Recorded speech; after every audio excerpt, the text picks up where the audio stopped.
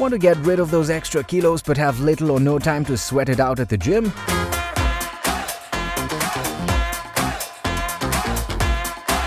Lose weight and not your mind with these simple lifestyle hacks at home. Hack 1. Get your heart pumping anyway.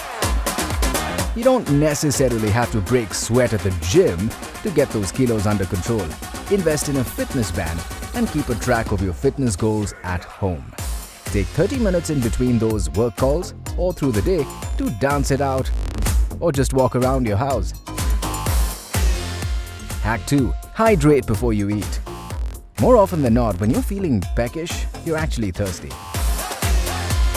Keep a water bottle handy with you always, whether you're working or casually lounging around. Hack 3. Plan your day and stay stress-free. Believe it or not, stress is a major contributing factor to weight gain.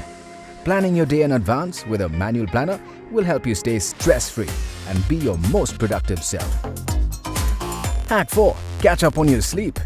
If you thought diet and exercise are the only two factors that result in weight loss, then you're wrong, as your sleep cycle also plays an important role.